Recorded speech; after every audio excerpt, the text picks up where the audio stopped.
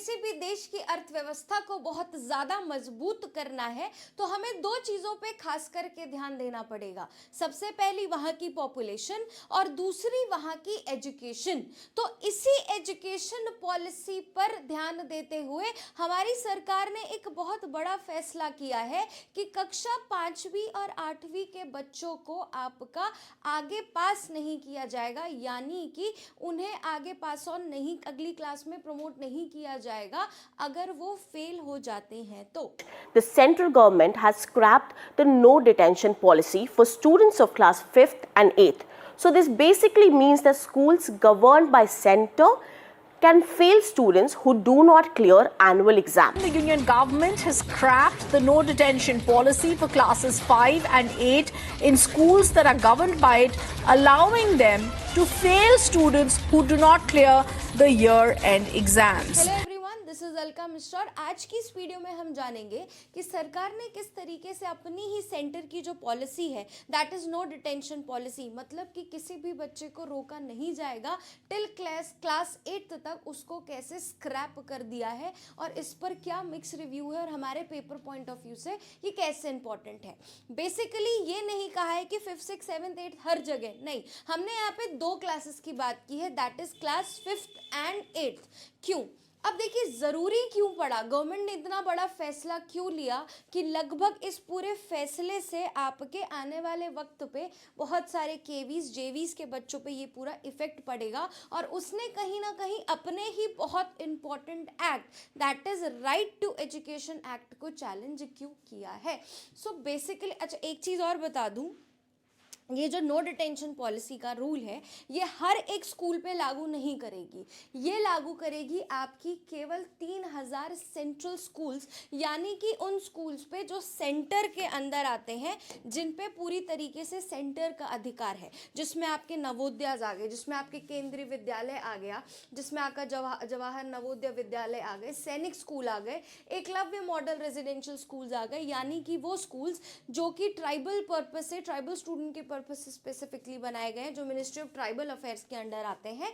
तो ये स्कूल्स हैं जो आपके इसमें इंक्लूडेड रहेंगे। तो पेपर में अगर मुझसे पूछा जाएगा कि सारे स्कूल्स इंक्लूडेड हैं तो आंसर इज नो। क्यों? क्योंकि ओनली आपके कौन से स्कूल्स इंक्लूडेड हैं जो सेंटर गवर्नमेंट के अंदर आते हैं, यानी कि केंद्र सरकार के अंदर आते हैं। और इसका एम क्या है? देखिए पिछले कुछ बाद से या कोविड के बाद से अगर मैं बात करूं तो वैसे ही जो है एजुकेशन का स्तर कहीं ना कहीं भारत में गिरा है और आने वाली जो जनरेशन है that is beta generation, gen Z X Y Z सब हो गया। अब हम जो बीटा जनरेशन आने वाली है, मिलेनियल्स जो आगे आने वाले हैं, सॉरी बीटा जनरेशन जो आने वाली है आगे, वो आने वाले फ्यूचर के लिए बहुत ज़्यादा इम्पॉर्टेंट है। 2047 में जो हम विकसित भारत और एकदम सशक्त भारत अपने 100वें वर्षगांठ की बात जो कर रहे हैं, उस चीज़ के लिए एजुकेशन और आज की जो जनरेशन है उसको एजुकेशनली बहुत स्ट्रॉन्ग बनाने की ज़रूरत है, ताकि जो फ्यूचर पे जो कॉम्पिटिटर्स उसका खड़ा है दैट इज एआई, उससे वो कॉम्पीट कर सके, उस अच्छी एजुकेशन में और अच्छी एम्प्लॉयमेंट जनरेट या कुछ भी अच्छा अपनी लाइफ में अचीव कर सके, उसके लिए बेस बनाना बहुत ज़्यादा ज़रूरी है। और बेस बेसिकली हमारा इन्हीं एजेस में बनता है, जो कि हमने हालांकि हमने नेशनल एजुकेशन पॉलिसी के तहत ये भी कहा है अपनी 2020 के तहत कि हम स्किल डेवलपमेंट पे भी फोकस करेंगे, but at the end of the day skill is also part of the education system.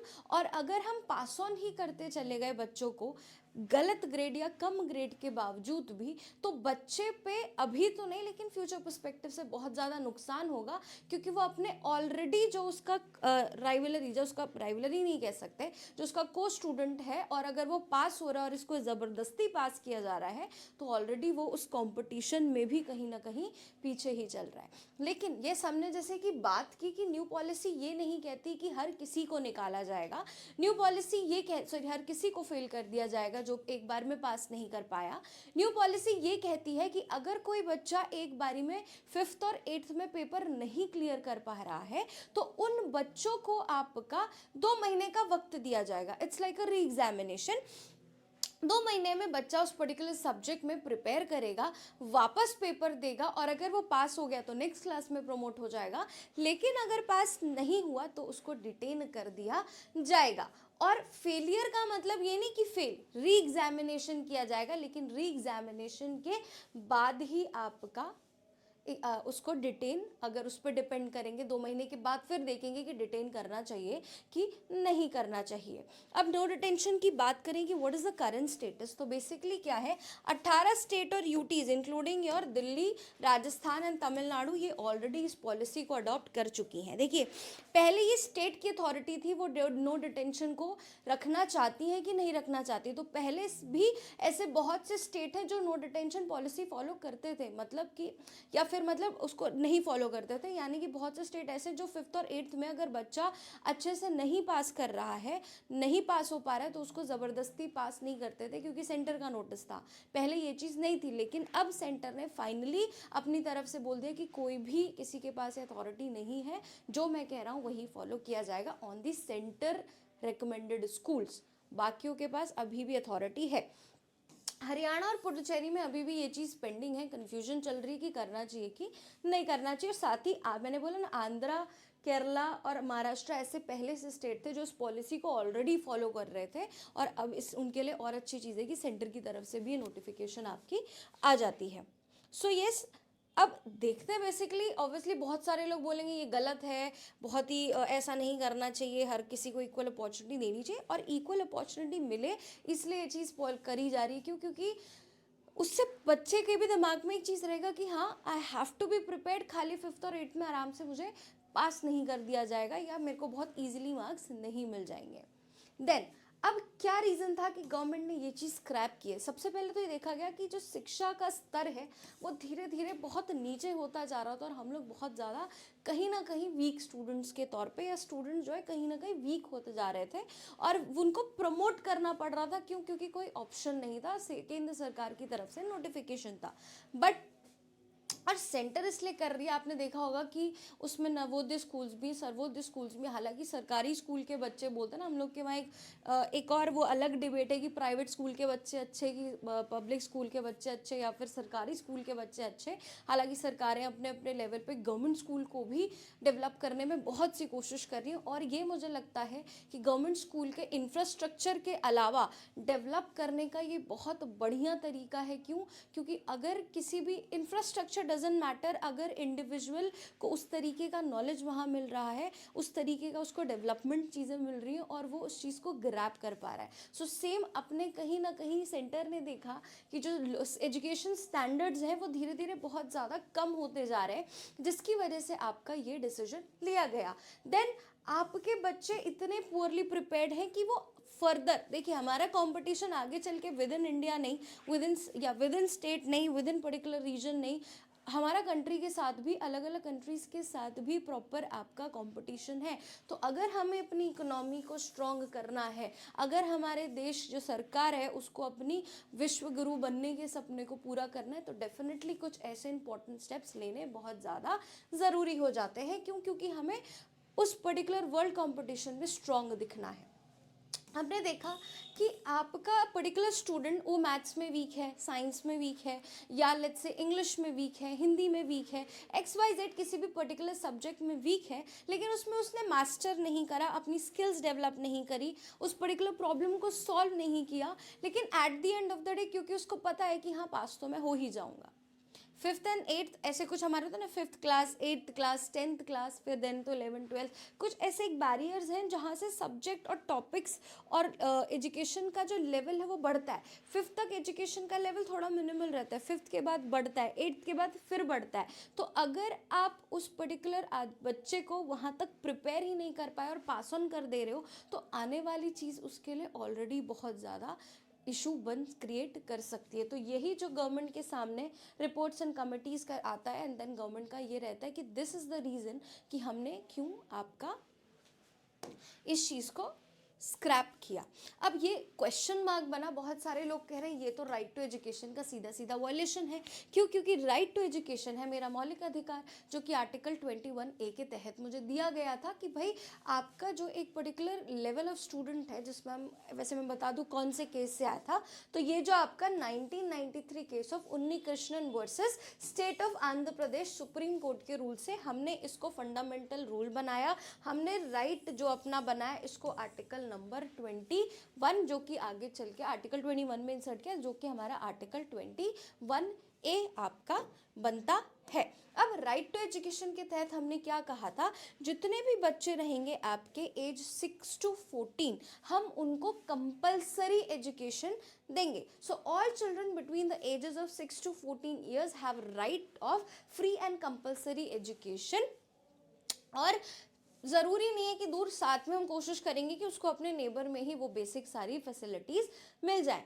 And elementary education तक, यानी कि जब तक वो 14 साल का नहीं हो जाता तब तक उसको जितनी भी बेसिक एजुकेशन है वो फ्री मिलेगी और किसी भी चिल्ड्रन को रोका नहीं जाएगा अंटिल द एज ऑफ 14 या फिर until at particular 8th class तक, जो डिटेंशन की पॉलिसी हमने बात की है। तो यही चीज़ को आपके एजुकेशन के पूरी तरीके से चैलेंज किया गया है। अब इसमें already right to education act में पहले भी अमेंडमेंट आ चुके हैं, जैसे कि आपका 2012 में भी अमेंडमेंट किया गया था। उसमें आपके डिसेबल बच्चों को ऐड किया गया था परव्यू में, उसमें कि हाँ भाई इन बच्चों को भी बेसिक एजुकेशन के परव्यू में हम डालेंगे और सीवियर डिसेबिलिटीज़ वाले बच्चों को हम होम बेस्ड ट्यूशन देंगे। अब मैं आपको बता दूँ, इसको बोलते हैं home schooling. I don't know आपने सुना होगा कि नहीं सुना होगा, क्यों? क्योंकि मैंने अपने आसपास बहुत ज़्यादा देखा है कि अच्छे मतलब एक अच्छा बच्चा जो कि चल फिर सकता है, उसको कोई भी XYZ डिसेबिलिटी नहीं है, वो एक 11th and 10th and 12th के जो बच्चे भी हैं उनको लोग प्रेफर करते हैं होम स्कूलिंग। क्यों? क्योंकि उनके पेरेंट्स क्या करते हैं, ये अक्सर मैंने एक पर्टिकुलर क्लास में ये चीज़ देखी है कि वो प्रेफर करते हैं कि भाई बच्चा स्कूल ना जाए और बच्चा घर पे ही रहे और टीचर्स आके घर पे पढ़ाएं उस पर्टिकुलर XYZ स्कूल के, पैसा जितना लेना है ले लो, लेकिन बच्चा घर पे रह के पढ़ेगा, हमें इंडिविजुअल फोकस चाहिए। This is not tuition, this is school, home schooling कहा जाता है इसे। वो वहीं आके पढ़ेगा और वहीं से उसका सारा डेवलपमेंट होगा और साथ ही साथ जो उसका टाइम बचेगा, जो वो ट्रैवलिंग इधर उधर कर रहा है, उसमें उसको हम कोई स्किल सिखाएंगे। सो ये होम स्कूलिंग कहने के लिए तो इसके भी कुछ पर्क्स हैं, but at the end of the day उसका एक प्रॉपर माइंडसेट डेवलप नहीं हो रहा और हर कोई इतना फाइनेंशियली स्ट्रॉन्ग नहीं है कि घर पे आपको स्कूल बना के दे दे। But yes, this is also one of the growing concerns of the country, जो अभी फ़िलहाल इतना बड़ा नहीं है तो कोई उस पर बात नहीं कर रहा। But yes, right to education का जब 2012 में अमेंडमेंट किया गया था तब आपने चीज़ डाली थी और आपने एग्जाम किया था रिलीजियस और माइनॉरिटीज़ को एजुकेशनल इंस्टीट्यूशन से इस पर्टिकुलर एक्ट में। देन ये अमेंड किया जाता है 2019 में। यहाँ पे भी नो डिटेंशन की बात होती है, जो हमसे पूछा जा सकता है कि 12 में बात हुई थी अमेंडमेंट में कि आपकी 2019 में हुई थी। सो 2019 में हमने नो डिटेंशन पॉलिसी को अबॉलिश तो कर दिया था स्कूल में से। Under the existing provision no student can be detained up to class of 8th। तो यही प्रोविजन लाए थे 2019 में कि 8वीं क्लास तक किसी भी बच्चे को डिटेन नहीं किया जाएगा और आप ये स्टेट्स पे भी छोड़ा गया था कि आप डिसाइड करिए कि आपको क्या करना है। और इसी 2019 के अमेंडमेंट को स्क्रैप करके ये कहा गया कि हर एक बच्चे को गवर्नमेंट स्कूल्स में, सेंटर रिकमेंडेड स्कूल में, सेंटर एसोसिएटेड स्कूल्स में 8वीं class, 5th and 8th class के बच्चों को प्रमोट नहीं किया जाएगा, उन्हें डिटेन किया जाएगा अगर वो पास नहीं करते हैं तो। थैंक यू, होप सो आपको वीडियो पसंद आई हो। ऐसी और ही वीडियोस को देखने के लिए आप हमारे चैनल को लाइक, शेयर एंड सब्सक्राइब कर सकते हैं। Thank you.